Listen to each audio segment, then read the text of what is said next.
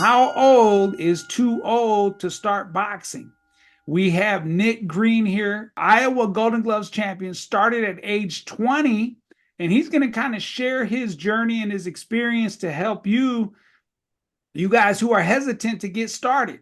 You know, the best time to start with was age 8. The second best time is today. If you start Yes, today, sir. you're not going to regret it a year from now. So let's get going with Nick. My first question for you, Nick, is what made you decide to start boxing? I mean, you're 20 years old. You go to a local gym. How do you get started, and what made you decide to get started? I appreciate you having me on here, Coach. Now that's a great question. So my homie Roman Sanchez, his dad actually purchased the boxing club, and I always looked up to Roman like an older brother. That guy, he was a very good fighter, and pretty much just wanted to follow in the footsteps of him. You know, just it was something else that nobody else was doing. Coming from Iowa, there's a lot of MMA fighters there. And you kind of, I had boxing gloves. My dad bought me my first pair of boxing gloves when I was probably in middle school, but that was never, I'm going to teach you how to fight kind of thing. That just resulted in you get in trouble, put the gloves on kind of thing. Okay. So that's where everything started. And at such a young age, you get inspired. You start watching the movies. You kind of shadow boxing in your room on your own, stuff like that. But it was never the opportunity was never there until Roman's dad, Joey Sanchez, he bought the old club. It was the old Fort Madison Boxing Club owned by Jack Eves. And he took it over and not presented the opportunity. And I was kind of in there. We actually started sparring in like a garage, a cousin of mine, Roman. And, we're just kind of in there sliding all around on a piece of carpet. I mean, it was a mess. But after the club opened up and stuff, we had a ring, we had heavy bags, speed bags. Opportunity is what presented itself. And it was open to everybody. But nobody else was going. It was just us, select few.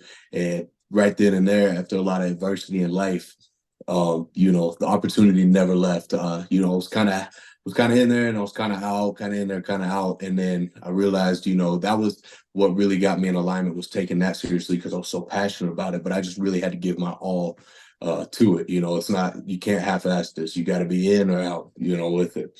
And so pretty much that's how I got into it, even at such a late age.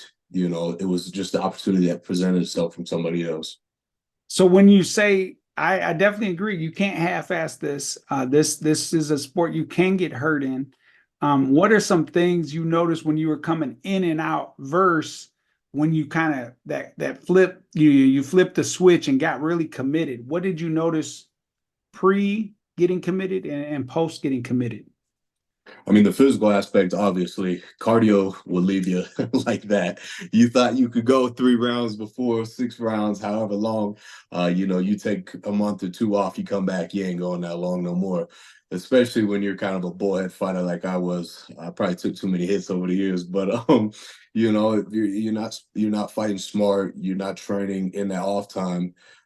You're just going to come in, you're going to get winded right away because you still think you can fight the same way as you did previously and you'll get humbled real quick. But it's more the mental aspect. I think you think you still got it until you kind of realize you're a little heavier on the feet, your rhythm's off a little bit, everything's just out of there.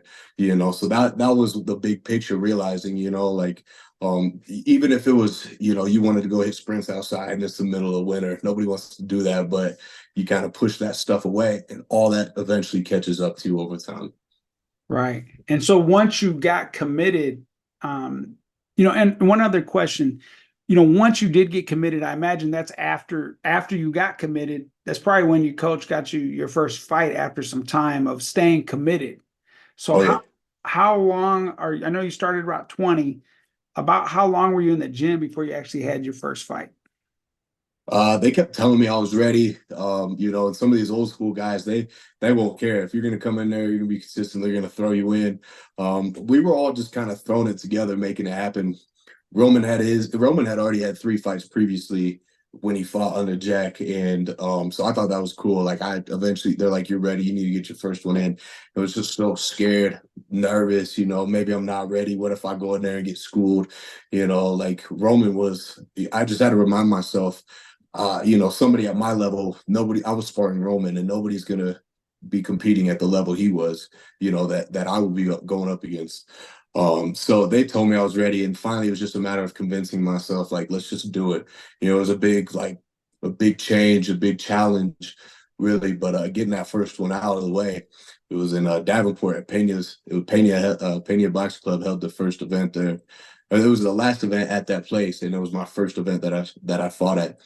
And I remember just being way in, super nervous, all that, looking around because you got a group full of people, a room full of people, and you're just kind of like, okay, he's about my size. Is that the guy I'll be fighting over there? Okay, he looks about my size. Is that the guy? You know, everybody's kind of got the same thoughts going around. And you know, after the fact, when they finally convinced me to take my first fight, I remember just being super scared. And then I ended up knocking the guy out third round. And you know, it was crazy. And the guy was bigger than me, he was taller than me. You know, it was just every advantage you tell yourself that why you will come up short. It wasn't the case at all. So they eventually just told me it's time. I had to convince myself, and then we made it happen. You know, when you were speaking, Nick, it made me think of this quote here, and that is, you know, courage is not the absence of fear, but the triumph over it. And I Courage is think, not the essence of triumph. I like that. yeah. So you said you were afraid. Obviously, I mean, everyone, and you, even your opponent was perhaps afraid. I mean, when you're a beginner like that, Mm-hmm. but you triumphed over it, and in the end, you stopped the guy in the third round. You won by knockout. So, Mm-hmm. I mean, you triumphed over your fear. He didn't, obviously. He got triumphed. But what do you think helped you? You know, was it the sparring with the more experienced guy? You know, taking. I imagine if you're sparring with Roman, he's a little more experienced. He's probably getting the better end of those sparring sessions. So Mm-hmm. was it all of that that kind of helped prepare you to be able to beat another guy that was then on a similar level as you? I would say that definitely played a factor into it. But mostly it was realizing your strengths. I go back and I watch my first fight and I'm like, yeah, probably should have made some adjustments. So it's a matter of learning, right? But it was the encouragement from everybody else around. You know, that could literally make or break you. Having the right trainer in your corner, having the right people around you, you know, the right community. Hey, yeah, this guy's bigger than you. That doesn't matter. You know, you got this. You've trained long enough. If you got to take the risk at some point. If this is something you want to do, some people come to the club and they're perfectly fine with not competing. They just like the challenge behind it, right? Boxing is a super humbling sport. People think they can fight till they put the gloves on. Suddenly, you know, all that weight training, whatever, doesn't matter. But getting the people around you, getting in your head mentally, hey, you've put in the time. Now let's put it to the test. Getting those right people around you, I think, was ultimately what led to where, you know, the first fight. So building that team around you of supportive people that want to see you succeed. 100%. Okay. And then take us through your career a little bit. I know you ended up, I believe, was it 8-1? Yes, sir. And we still may come get that one back. We might have to make that happen. We might I'm have a to little make. heavier now. That's all right. We can But go at heavyweight. We can do it at heavyweight. well, that was so I always fought 178 at the time. I was light heavyweight then. That's what I won Golden Gloves at. And you know, there was a time after my seventh fight, things kind of started dying off, right? Because the momentum was there. Roman's fighting, I'm fighting, I'm following in right behind him. And you know, he won Golden Gloves. I came back. It was the year after. I can't remember. You know, I won, just following his footsteps, like I said. And he had 9 fights. I had 7, and the momentum kind of died off. I don't remember exactly why. But he took some time off, and I was kind of out of it. And then I was like hitting the weights and stuff, not running. And I got up to heavyweight. And I was like, let's try this at heavyweight. And I actually came in light. My guy came in overweight, but I was like, we just drove 4 hours, you know, let's still fight. I don't care. And that guy, had way more fights than I did. I was like his 57th fight or something. But Oh, like I wow. said, taking the risk behind it, right? I'm like, let's get it. You know, come on. You kind of, I got nervous before every fight, but you know, you can't always have the upper hand. You got to be the underdog in some fights. A lot of them I was.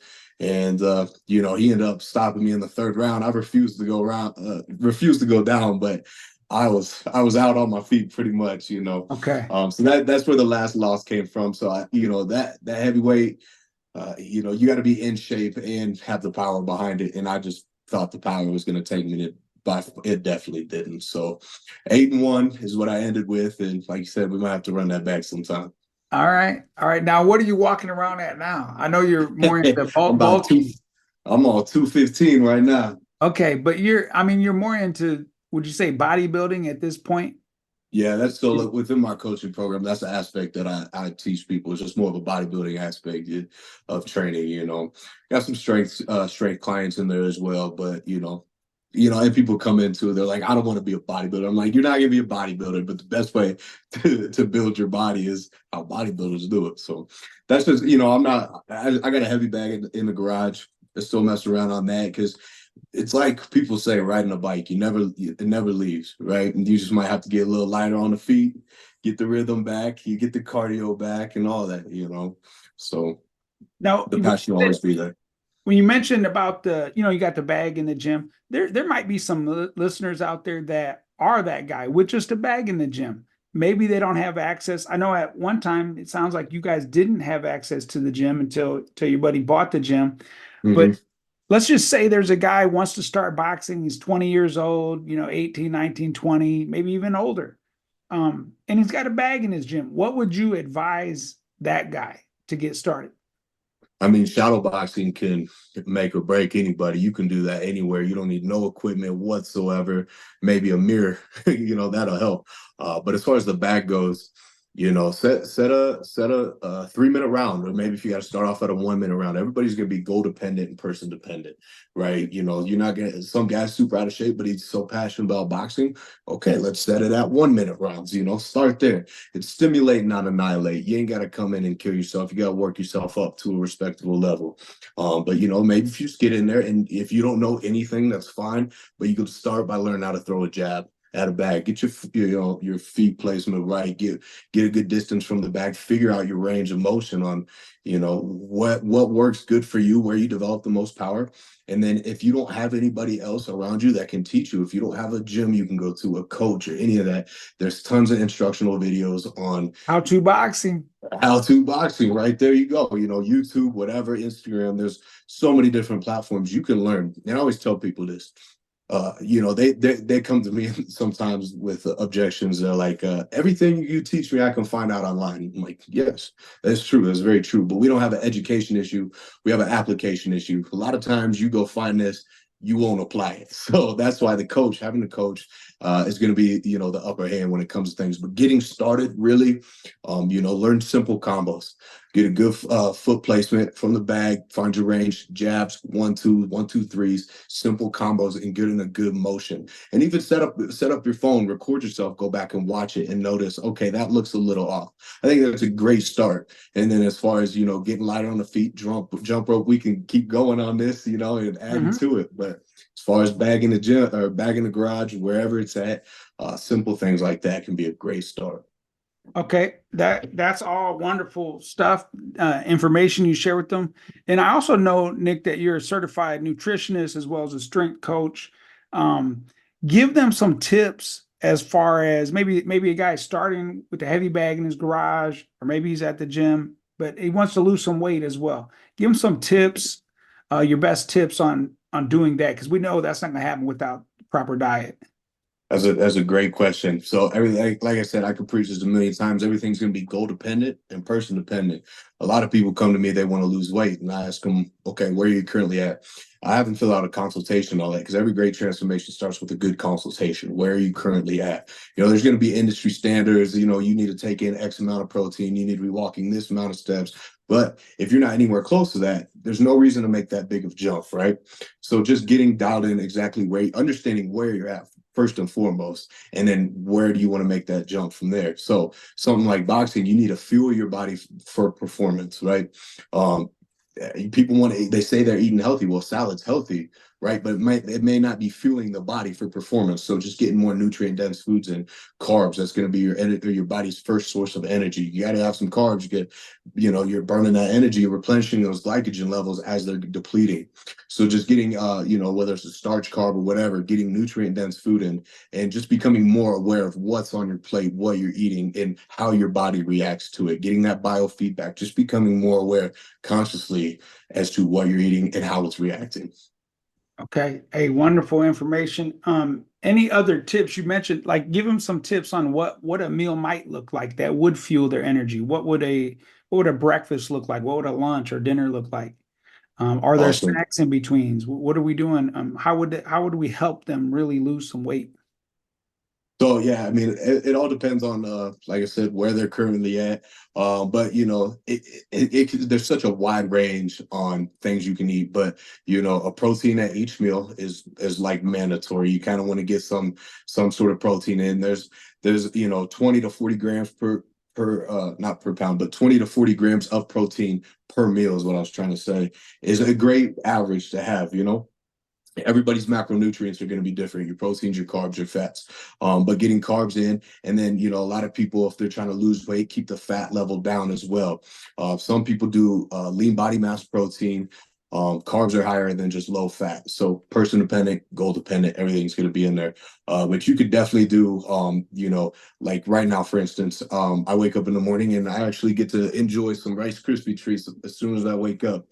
Instant replenishment of my glycogen levels from the night before, carbs right away, and I have a protein shake that's fueling my body for my gym session that I'm about to go to. I come back home, and for breakfast I'm having a significant amount of egg whites with some oatmeal. It's protein and carbs, right? For morning break, you can do different things. That, and not necessarily if you have a morning break, but just splitting up your day. You could do yogurt, you could do rice cakes, different things to mix in, keep getting those protein and carbs in. Lunch, lean ground beef, lean turkey, like gluten-free pasta. That's another great source of carbs. Shredded cheese. There's so many different variables. We could just keep going down the list. And then at dinner, you could have some steak and some russet potatoes and 2 whole eggs or something like that. That's protein, carbs, and fats right in there. So there's a wide variety. It's just a matter of understanding how your body reacts to it, and maybe you got to adjust your amounts you're taking in and how your body reacts for the performance after you take in that food. So you mentioned morning routine, Nick, and I'm blown away by your daily schedule. Yes, sir. I'd like 2 things. One, I'd like you to share your daily schedule with these guys. And 2, I really want you to share it with these people that are saying, I just don't have time to work out. So I want you Okay. to respond to that at the tail end after sharing your daily schedule. Mm-hmm. So, right now it's a matter of sacrifice. Sacrifice creates the paradise. So I'm in this grind phase right now, but I wake up at 2:30 a.m. every day. I go to the gym, I work out, and I come back to the house. And that's where I make breakfast, get ready for work, where I drive an hour and 15 minutes, hour and a half, depending on traffic, one way. So I get to work and I work 10-hour days outside year round. So rain, snow, fall, middle of summer, whatever it is. Every Tuesdays and Thursdays, I have electrical class till 8 p.m. And that's on the other side of the city. So after that, I got to drive the other side of the city, come home and go to bed. But other than that, on top of that, being an electrician, a journeyman electrician, I am running a full-time business, or not full-time, but part-time business as well. So I have a sales call, or, I got to check in with a client or something along the matter of, that pertains to the business. So getting to your second question, when people don't tell me, or people tell me they don't have time, I like to nitpick at it a little bit, like, tell me your schedule, because in all honesty, I have met some people that are busier than I am. Driving an hour and a half one way, that's 3 hours of my day just driving just to get to work. And then the 10-hour days on top of that, the early wake up, all this stuff compounds and adds up over time. But some people are busier than I am, and I have the utmost respect for them. But most of the time, these people are in denial. They do have time. And it's not like, it always goes back to what I said, stimulate, not annihilate. You don't have to go in the gym for 2 hours and just kill yourself. You can get, especially when it comes to boxing and stuff, we've talked about this, you can get a great a great sweat going, start burning a lot of energy in 10 to 15 minutes, so really breaking it down after your hard day at work. Most of these people say they work hard at work, and they're really not. They're hitting the bathroom every half hour or whatever. Right. But can you give yourself a half hour, a day to, burn some energy, work out, give it to yourself? And a lot of these people are just they're lying to themselves. They do have time. They're just choosing not to. And the other thing about that, and even in the morning, I mean, it's proven that we can boost our energy throughout the day simply by Yes. getting something done in the morning. And as you mentioned, I mean, I break guys off in 10 minutes sometimes in the gym, so they're all sweating. So we can definitely get something done in as little as 10 minutes. So if you got 10, 20, or 30 minutes in the Mhm. morning that you can commit to yourself before you go work, I mean, there is time. It's So a, it's a great feeling. I always tell people I like to go work on myself before I go work for somebody else all day. There's nothing wrong with working for somebody else, but I choose to work on myself first. And a lot of these times I am tired, but you can sleep in, get that little extra sleep, and then get up and go to work. Or you can wake up, go work on yourself, and 9 times out of 10, you're gonna feel more awake that after you went and worked on yourself. You're high energy, you're feeling good, you're stacking wins early, is what I like to say. You're right, stacking wins while these other fools are still sleeping.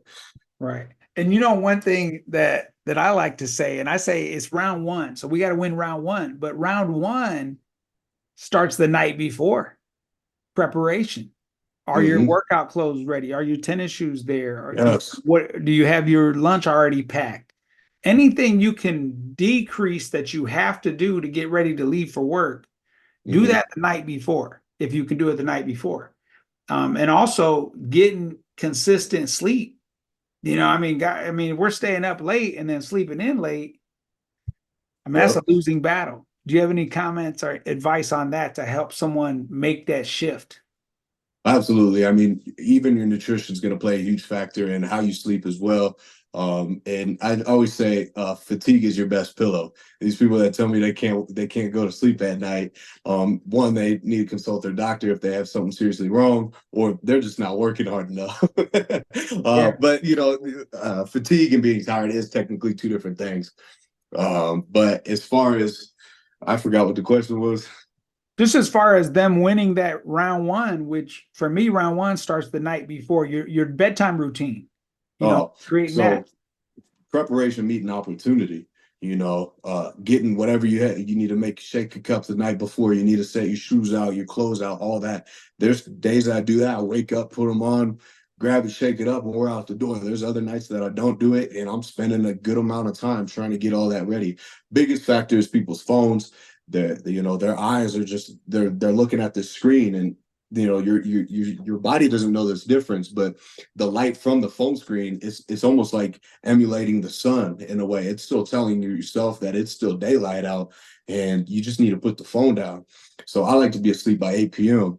A lot of times I just go up in the room, put my phone down, whether I turn on airplane mode or whatever, so I don't respond to no client, nobody else, no extra social media, and I just roll over and we go to bed. And I like to tell people my wife and I can't watch no movie because I get in bed, rub my feet together, and I'm asleep that quick. So it takes Mhm. it takes 2 weeks to watch a movie because we got to fast forward a little bit, and Right. I'd fall asleep. Okay. You mentioned family and how to boxing is about, building champions in boxing and life. And, I respect and honor what you do, Nick, as a family man. And if you want to share anything there, I mean, and now we're getting a little bit, off topic, but I think it all goes together, because the It boxing, definitely does. I think it helped you develop some of the discipline that transferred over into your life and some of the Hmm. character. So share with us kind of your own personal family, as far as your wife and child, your dedication there, and then we'll kind of get into the other part of your family, kind of your upbringing and kind of what put that fight in you to begin with. Yeah, that's good. I like that. People always wonder what's their purpose, right? They're just so lost sometimes. Your purpose, a lot of times, if you're a man, your purpose is your wife and your kid or kids. If you're a female, your purpose, I you have got six six. kids. Yes, sir. So what's your reasoning behind it? A lot of times parents use their kids as an excuse rather than the reason. I can't work Mm, out because of my kids. I can't work out because I work out because of my kid, right? It's how mhm. you work, how you reframe your mindset behind it. Stop using your kids as an excuse and use them as a reason. That's my purpose. I wake up every day and I give it to myself because your frequency is what you frequently see, is what I like to say. My frequency is so high because I gave it to myself, and now I'm ready to start the day. We're ready to get after it. And that reflects because I go to this job site and these guys are just so low frequency and they're like, calm down, we're not ready to get after it. Man, I've been stacking wins early, right? And so these guys that are just so low levels, sometimes they that reflects into their family. They don't value themselves, they don't value life or what's around them. So they're only valuing their family at this low level that they value themselves. I value myself so much that I can value my family to that fullest extent. What is your purpose? Your purpose is to create the person you admire and then give them to the people around you, right? So if you're any sort of lost, find your reasoning behind your action behind it, right? Kids always fail to listen to their parents, but they never fail to emulate them. So you need to make sure you create somebody you want your kids to follow. Everybody's got an opinion, but are you preaching what you're telling, or are you living what you're preaching to them? Walk the talk. Yes, sir. Every time. Yeah, absolutely. Now I mentioned also the family, and I know some of your backstory, Nick. And at one time, I had you in a coaching camp, an online camp, and one of the Mm, early conversations we had was, and you can share your details of what you choose to share here, but I knew you had some childhood trauma stuff going on, and you were almost carrying that like a big backpack, a big weight. And I mm, shared with you that there was freedom in forgiveness. And I challenge you, and I challenge all you listeners too, if you're carrying around weight, because that's kind of what puts that fight inside of us anyway, all of us fighters. Um, if you're carrying it, you're not going to move through life as smoothly or as quickly or fulfill your potential as mm, you would had you let go of that weight and forgive those people who've done things wrong that they shouldn't have done, or not done things that they should have done. So if you want to share anything, that freedom challenge, is writing a letter of forgiveness, really, mm. just to let yourself go. And that's not because the other person deserves it. You don't even need to mail the letter. It's more Right. because you deserve it to get through life. So kind of share your own personal experience with that and kind of what I'm getting to here. No, that's a great question. So my real father, he went to prison when I was young, probably third or fourth grade, and he just got out just over a year ago. And I spent the longest time just mad at him for the sake of I thought he gave up on me, like you were my father, I needed you. And I remember when I was in camp with you, you talked about forgiveness, and I at first. I don't need to do all that, because you almost live like so long and you start to accept it mentally. You're like, no, I don't need to talk to him. But I did end up reaching out to him, and a lot of times closure can be viewed as overrated. There's not a need to bring up the pain. You don't need to relive the pain, right? Just you already went through it once. Why do you need to go through it again? That results back to you talking about write the letter, but you don't have to send it. I agree completely. But there's a lot of untold stories, and he clarified the truth. I think that was more what I was after. And to this day, we're cool. My stepfather, he was the one that bought me my first pair of boxing gloves, and that turned into a disciplinary act. He get in trouble with putting on the gloves. So maybe that's where the whole boxing thing, I kind of fell in love with that, and then maybe watch Rocky a time or two. But you Okay. know, every kid loves that, right? But he ended up going to prison as well too, and it was a big like publicity. I wouldn't call it a stunt, but it was everywhere, and a lot of shame and a lot of trauma came with that. And eventually, I was mad at him too, and he made me who I am. I'll take on anybody, I'll say, because of what he instilled in me, not being the best fighter, not being the biggest guy, not being the strongest. So it was actually very small. It was very small growing up. But he instilled like you're gonna get back up, and you're gonna keep coming. And as much as that was probably not necessarily the right way to raise a kid, that's just what I know. I'll keep coming every time. And so I was mad at him for the longest time as well. But more of the story is, and this ties into boxing as well, because it's a therapy almost in a way. It's your release. It's your you get passionate about it. You have to forgive, and you don't have to forgive. You need to forgive. I'm not going to tell anybody they have to, but you like you talked about carrying that baggage, right? So let's say you're just carrying. I was carrying all my family's trauma that outside of my own, and you're like got your arms full, and you're just pleading to God, like, can you just please give me a break? So He sends something to break you, right? Send something to break you, and you just look at it like, oh, nothing's going my way. Nothing's going my way. And he was like, well, with what do you want me to do? You got your arms full. So I got to send something even harder to break you. But that breakthrough eventually leads to your breakthrough, right? So on that other side of the darkness, when you sit in the darkness long enough, your eyes adjust and you start to see the light towards the end. So sometimes you kind of got to nurture that monster in there, but letting go of that trauma, now you're free and you release yourself.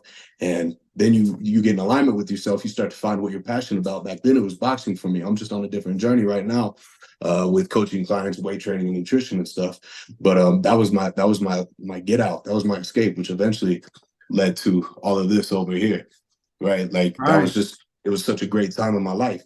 The forgiveness eventually had to come. It just took my stubborn ass a long time to admit that and to do it. Got to take the action behind it. Absolutely. Hey, and I mean, and say pre and post forgiveness, just how did you feel physically, mentally, spiritually once you did forgive and make amends? I mean, everything feels good. You have an option to view things as being negative, or you have the option to view them as positive. If you continue to play a victim mindset, you're going to continue to look for things negative. Yes, life was rough growing up, but are you going to be circumstantial or are you going to be intentional? You can be circumstantial. You got handed down some, pretty crappy situations, some pretty crappy circumstances, and you could just sit there and just take it and feel sorry for yourself. Or you can take that and use it as motivation and become intentional about the actions you partake in every day to better yourself, better your life, better for your family, right? Everybody has a choice. All right. Hey, and Nick, one thing back on the boxing. I know at this point in your life you're moving on, you got your own business, the fitness, no limit fitness, correct? Yes, sir. And we'll put some links in the uh, description here, the video, if anyone wants to reach out to Nick, follow him. He puts out a lot of good content, Instagram, definitely a lot of motivational stuff, a lot of tips that could help anyone, really, any fighter, or any person. So definitely plug in and follow him. And the one thing I wanted to ask you is share some of your experiences. I know you've been out at a prestigious gym out in Colorado, Triple Threat, Coach Lev's gym, and just your experience there, some of the people you've bumped into in there doing their training camps there. Just share some of that experience. Man, out here in Colorado Springs, is a mecca of amateur boxing, right? It's just you were out here at one point in time stationed, all that. But it makes you realize, there's some levels to this. Yeah, you can build yourself up quite a bit, but like you said, not everybody's gonna be a world champion, and not that I ever had like intentions behind that, but you everybody can have a good run and you could get some wins under your belt, whether you take a loss or not. But I think a loss is the best thing anybody can experience. You learn so much more than from when you win, in my opinion. But as far as being out here at Triple Threat, man, I've met some crazy people.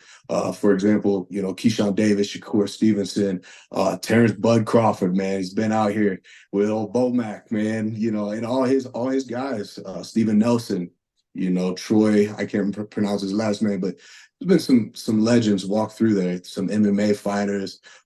It's just unreal. And then a lot of the guys that are closer to my age that were maybe Olympians, Olympic alternates, they were WCAP. They now are pro. I mean, I was out here sparring with some of these guys, and my homie Adrian, he's about to have his pro debut, Adrian Tillman, and he rocked me at the gym. And it's all love, right? Boxing is a loving sport. And I come home and I got a black eye. My wife's like, "Thought you said you knew how to fight." I'm like, I do. This guy's he's just good. There's levels to this. And then you know what? After he rocked me, I didn't go down. The rope saved me, by the way. But you know what? He pulled me aside and he's like, "Hey, look, this is what you got to do, right? Being around that great community of people." He's like, "You were slipping this way. You need to slip this way," kind of thing. And just being around the positive people. So going through a great gym like Triple Threat, even Coach Lev. I mean, it's all good people around there, man. Absolutely. You know, one thing you mentioned, loss, and then you also mentioned the word learn. You know, I actually keep a hundred chart whenever I'm trying to create a new habit. I got 100 days to really lock it in place. And Hmm. if I come up short on a day, I put an L, but the L doesn't stand for loss because when I do win, when I do execute, then I put a W for a win. But the Hmm. L doesn't stand for loss, it stands for learn. And so my challenge to myself is okay, what happened? What did I do? What did I didn't do? What could I have done different so that I was able to execute? Or, you know, how did I come up short here and not execute on my new habit? So I Hmm. like to use that 100 chart, just a plastic thing. You get them at the Dollar Tree or dollar store. And I just put W's or L's. And I just try, I and like then that. you know, they're in rows of 10. So at the end of the 10 days, you know, I'm going into the next row of 10. But I put the percentage, like what was my execution percentage? And that's really Mhm. what I'm tracking. I just want to execute really at 100%. And then I know it's mine. That habit is mine now. I So like that you said that. The matter of being aware, right? So I always tell people regret is your guideline. You know, if you drank all night, you woke up, you're hungover, and everybody's like, "Oh, I'm never gonna drink again." Well, you got to be honest with yourself. Your conscience leads you in the right direction. You just got to listen. So if you know you're about to do something that you're gonna regret later, like if you ate all that food and felt like crap, you drop it right there. If you drank all that alcohol and you woke up and you felt like crap, drop it right there. Regret is your guideline. You just have to listen sometimes. So a matter of being aware. Listen to your conscience. It guides you right down the road. You just got to listen to it. So with you being aware of whether I learned from it or it was a win, you're creating a sense of awareness behind where you're slipping up and where you can learn from it. right. Right. Any last tips for anyone on the fence? Don't know if they're too old. I think that hesitation, that doubt and fear. There's a great quote. It's "He who has conquered doubt and fear has conquered failure," by James Mm, Allen. Um, but I think there's a lot of people out there. Obviously, if they're watching this video, how old is too old to start boxing? That means they're questioning themselves as far mhm. as are they too old to start? And I think a lot of times people are maybe afraid of, you know, am I wasting my time? Or, you know, is this really possible for me? So maybe just share some of your insight um, to advise someone in that situation. Get in the mirror and be honest with yourself. Are you truly passionate about boxing? Is this something you want to do?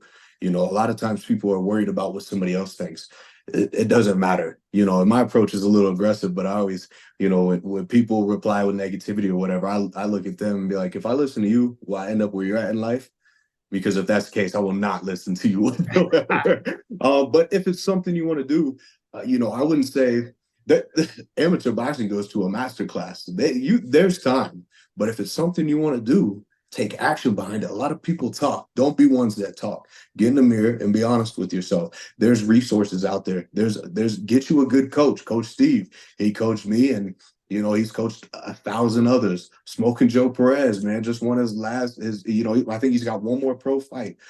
Great guy. Cruz Stewart, Tony Woods, man. These guys are some monsters in the ring that have all been coached by Coach Steve. The opportunity is there if you want it. The action, you need to take the action behind it. Don't talk about it. You got to be about it. I love that. Don't talk about it. You got to be about it. One other thing, too, you know, champion, I use the word champion a lot, and it's really relative because there's different levels of champion, different types of champion. And to me, a champion is meeting your goals. And it may not be. Maybe you want to box, you want to learn to box, but maybe you don't want to get punched in the face. So you're more the Mhm. boxing fitness, quote unquote, guy, but you want to learn real boxing. And there's nothing wrong with that. But Mhm. to use your age as an excuse to not get started, I think that's a huge error. You're lying to yourself. It's you know, it's people. You got to talk positively to yourself. They start getting a little back pain or knee pain or whatever, and a lot of times that's self inflicted. It's because you're not moving. Don't say you're old. You're not old. A lot of these times, people that say they're old, they're not old. They're just being lazy. In all honesty, my approach is hard truth, so I'm always going to tell you the truth. Love isn't lies. I will not. I will give it to you direct. And especially in today's age with a lot of online coaching and stuff, the opportunity is out there. There's available resources, But like I said, we don't have an education issue. We have an application issue. Stop making excuses for yourself. Take the action behind it. Apply yourself if it's something you really want to do.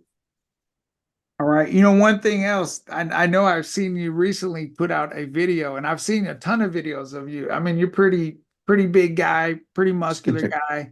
But you put out a video about how well can you move, and you had this this little Yes. mobility routine that you did. Speak to someone about mobility that maybe they are up in age considering this boxing, but how can that help their mobility? And then what are some additional things they may be able to do to supplement the mobility, a real mobility issue? Mobility, first and foremost, if you have a real issue, consult your doctor or whatever else. But I mean, there's a ton of mobility videos on YouTube. A lot of these guys, blue collar workers, I'm a blue collar worker myself. And, these guys got the biggest mouths and they can't bend over and tie their boots in the morning without holding their breath or being in pain, So there's a routine I incorporate at least 3 times a week, and it's just my hips are loosened up, they're opened up, my back feels way better, knees, joints, shoulders, all that. I mean, just getting a mobility routine is huge. You can lift all the weights you want, but if you're not freeing up your body, I have a good friend that's a mobility coach, and he put us all through a workout, or not even a workout, a mobility routine one time, and everybody's just in pain. He's like, you mean to tell me you can lift all that weight, but you can't lift your own body? Perspective based, right? You gotta free it up here before you start freeing it up elsewhere. Mobility is huge, and a lot of people undervalue it. That can endurance athletes, all that, they all do mobility stuff because they're just long duration of using the same muscles and joints over and over again. They need to free that up. Mobility is huge. I can't preach that enough. One other thing that popped in my head when you were speaking, David Goggins. I know he does like 2 hours, I believe, of stretching in his daily routine. Like at the end of in the evening, he does like, I believe, 2 hours of stretching. I just heard him recently say that on a podcast.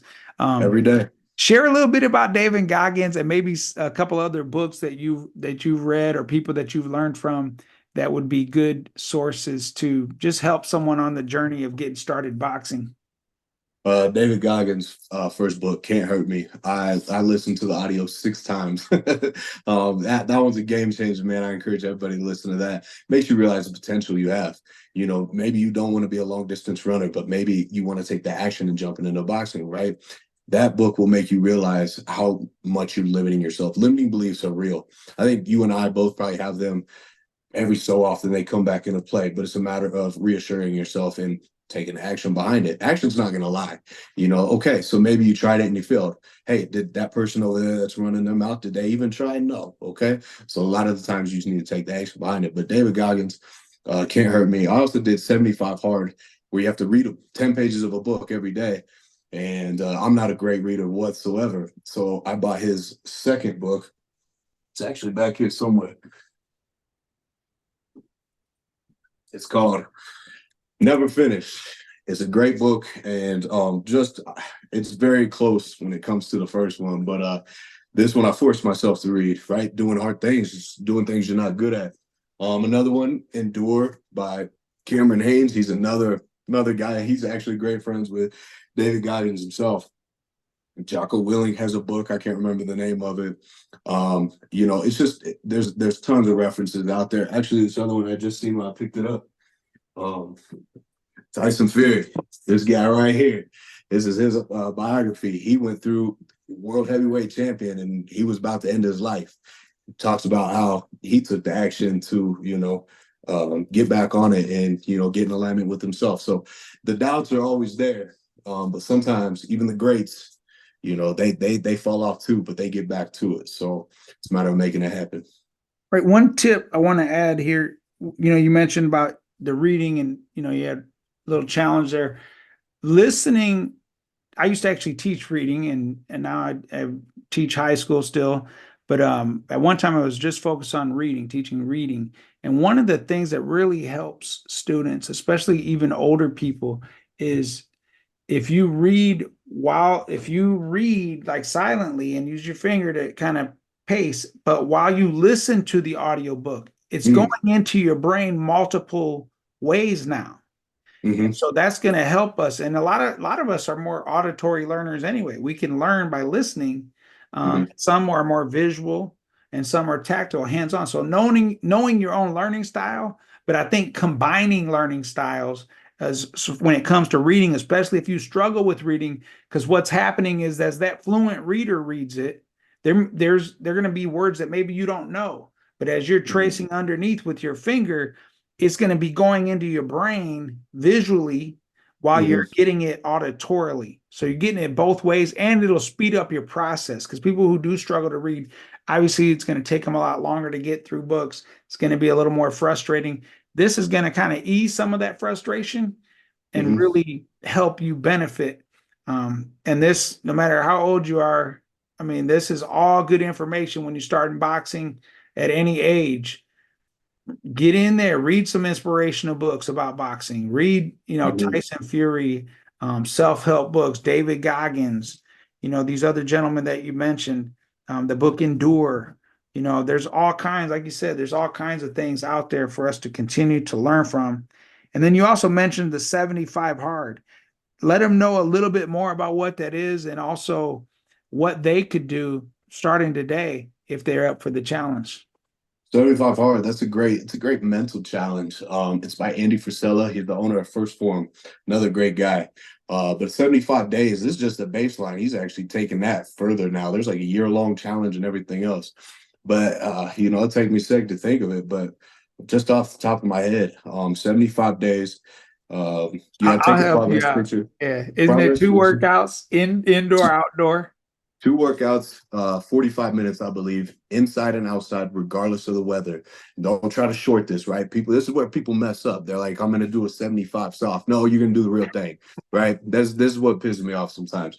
Outside is not in your garage with the door open. Outside is in the middle of winter or in the middle of the rainstorm. It's negative 13 out. I was in the middle of winter doing this, running out there. I'm the only person out there. My nose hairs are freezing together. It was crazy, but you feel so alive when you do that.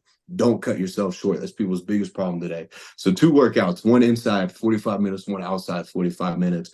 You got to take a progress picture every single day. And a lot of people don't like to do that because they're ashamed of how their body looks or what, body dysmorphia, whatever. That's a real thing. But if you don't see the work, if you don't see the progression over the work you've done, you won't value yourself and what the work you've put in. You got to drink a gallon of water every single day. You got to read 10 pages of a nonfiction book, not no Harry Potter, a nonfiction book. And You got to there stick to might one be diet plan, one meal one plan. diet plan. Yeah, Yeah. no slip ups, whatever, no Starbucks, whatever Or it is start that you over if said. you mess up. Well, and I did. I thought I had it. I was on top of it, and I went to bed one night without taking a progress picture. And it's like, oh, it's just a picture. Well, that's the hardest one. That's the hardest Keep that one. one So in first thing keep you wake up. Yeah. Yep, keep the commitment to yourself and start over, and you'll feel so much better. And no alcohol, no alcohol for 75 days. It's going to be a great challenge for a lot of people. They're like, that's 3 months. Well, have you gone 3 days? Have you ever gone 3 days? Let's try. And if you fail, okay, start over. But it's a great mental challenge to really, and it can change a lot of people's perspective on life, fitness, and the value they have within themselves. Hey, when I'm smiling so much because when you're talking about being out in that freezing weather, I seen your posts on that. And then also it reminded me of the cold showers that I have guys go through in the training camps. And there was one time, I know you probably remember this, and this is just the fighter, and it says a lot of who you are. Um, I had just finished taking this shower, and I don't remember what the time was. It might have been 11 and a half minutes or 12 minutes. It might have been 12 minutes, cold shower. And then you had just posted in our group, oh, I just did an 11-minute shower. And then I was like, yeah, champ, I just knocked out at 12. Um, and then you came back that later that night, and you must have been in that shower about 30 something minutes. I don't even know what the time what the time was. But um, you set a record like I don't even know if Wim Hof can break it. Ryan Bailey, remember Ryan, my homie Right. Ryan, he got in on the race too, and I was gonna let him beat me. I remember that was cold. I felt like knives were digging in my back. That was probably a little too long, like honestly, to be in Uh, there. But it's just that refusal to quit. You got to become so undeniable You know, you just that refusal to tap out. I'm not giving up. Like, middle of winter, snowstorm, 75 hard. We're outside. We're getting it. The only person outside walking. 2:30 a.m. wake up. There's over 500,000 people in the city. I barely see anybody out while I'm driving to the gym. I'm the first one there. I tell people I like to show up. My wife says I like to show off, but whatever. Right. You gotta, hey, behind every successful man is a strong, supportive woman, and we have Right. fun with it. But Right. that could tie into anything. All right. And then one last thing. I know you have No Limit Fitness. Just tell them what that's about and how that could benefit them. Anyone interested wants to reach out to you, what should they do next? So as far as the program goes, I don't push this on nobody, but I always tell people I've never seen somebody not excel in every other aspect of their life when they got in alignment with themselves. I give you the nutrition, the training, the accountability. That's a big one. A lot of these people need accountability in their life. But it stems outside of the gym, right? It's mindset. Some people they like to be a part of a like-minded community, just getting the right positive people around them. And suddenly when you start to see that change, you start to feel better. Everything increases, right? We just win over here. That's what I say. We're all winning. So just getting around the positivity of the people and giving it to yourself first. You can actually, DM me on Instagram. It's at I am Nick with 2 N's _, at the end. Facebook, any social platform really. But you got to be intentional about it. There's certain standards I set. I wouldn't accept anybody if they're not ready. You have to be ready to take the action behind it. I preach that countless times. Intentional about maybe life isn't the way you wanted it, or maybe life isn't the way you like it now, but you have the option to make that change behind it. Be intentional, and I'll be there with you every step of the way. Awesome. Hey, and one last question I'm going to ask you, which is the title of our video. So to answer it directly, how old is too old to start boxing? There's no limit. My man, no limit. No limit fitness. There is no age that's There's no limit. old. Be There's no honest. age. Be honest with yourself. Stop cutting yourself short, man. If that's something you want to do, let's go. Make it happen. All right. Thank you, Nick. Yes, Appreciate sir. it, Appreciate you brother. having me. Absolutely.